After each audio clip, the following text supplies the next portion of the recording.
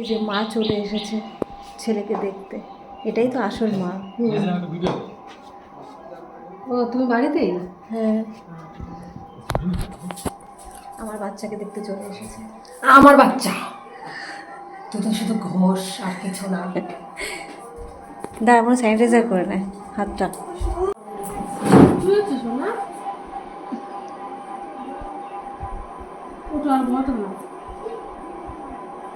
বলো ওঠো আর ঘুম। করবে নাকি? না তুমি আপাতত থাকো।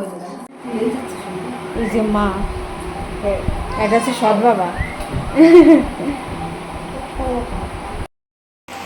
একটা কাজেই এসেছিলাম আমি, তাও দিদির শ্বশুরবাড়িতে না, কিন্তু মানে বাজারে একটা কাজে আমি এসেছিলাম। তো সেখান থেকে ভাবলাম দিদির শ্বশুরবাড়িতে চলে যাই, কারণ ওখানে আমার বাচ্চা আছে। আমার বাচ্চাকে নিয়ে এতক্ষণ চটকাচটকি করলাম, আর দিদি একটু চান করে দিল আমার বাচ্চাটাকে। দেখলাম যে না, আমার বাচ্চাটাকে ভালোই যত্নে রাখে। তো এবার দিদির কাছে শুনবো যে দিদি কেমন যত্নে রাখে। বল। আমার একটা কথা হচ্ছে, তুই মা হয়েছিস, তাহলে মা হয়ে কি করে বাচ্চাটাকে আমার কাছে রেখে দিস? ওইটাই তো রে, হ্যাঁ, ওইটাই তো সমস্যা। কি করে রেখে দেয় আমার সোনাটাকে? আমার সোনাটাকে কি করে রেখে দেয়? সোনাটা এখন নাম নাম খাবে। ভালোই যত্নে রাখছিস তাহলে? শুনে দেখ তোর বাচ্চার কাছে অবহেলা করি কিনা। না, ও কান্নাকাটি তো করছে না, তার মানে যত্নেই কি আছে। হয়েছে? তুমি নাম নাম খাবে?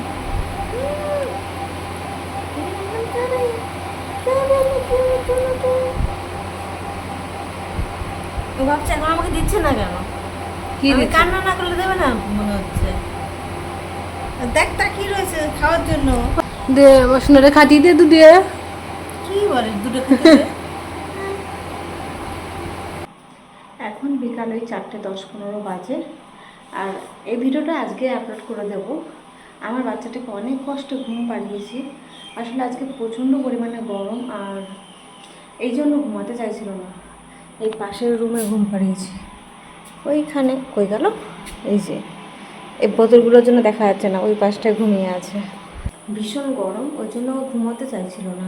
সারাদিন ধরে কান্নাকাটি করে গেছে। আমি খাওয়াচ্ছি তাতেও হচ্ছে না। এখন একটু ঠান্ডা ঠান্ডা ভাব হয়েছে জন্য ঘুমোচ্ছে আরাম করে। আমিও চেষ্টা করছি এই জন্য ভিডিও বানানোর, যেহেতু ও আজকে আমার সঙ্গে সারাদিন ছিল, ব্যস্তর মধ্যে ছিলাম। আর এখন ঘুমোচ্ছে, আর আমি একটু ফ্রি টাইম পেয়ে নিলাম, এই জন্য ভিডিওটা শুরু করলাম। এইদিকে ঠিক মতন ফ্যানের স্পিডও দিতে পারছি না গরমের জন্য, আর ফ্যান যদি জোরে চালানো হয় তো সেক্ষেত্রেও ঠান্ডা লেগে যেতে পারে। তাই গরম থাকলেও কিছু করার নেই, ফ্যানটা আস্তে আস্তেই চালানো হচ্ছে। আর কাল রাত থেকে এখন আমি কিছুটা সুস্থ। গতকাল রাত থেকে আমার প্রচণ্ড পরিমাণে জ্বর হয়েছে, মেডিসিন খেয়েছি, রাত্রে জ্বর একটু কমেছিল, আবার সকালে মেডিসিন খেয়েছি, এখন একটুখানি সুস্থ আছি। আর এই সময়টা জ্বর হওয়া মানে খুব কষ্ট। আমি নিজেকে নিজে সামলাবো নাকি বাচ্চাকে সামলাবো? দেখা হচ্ছে নতুন কোনো ভিডিওতে। টাটা।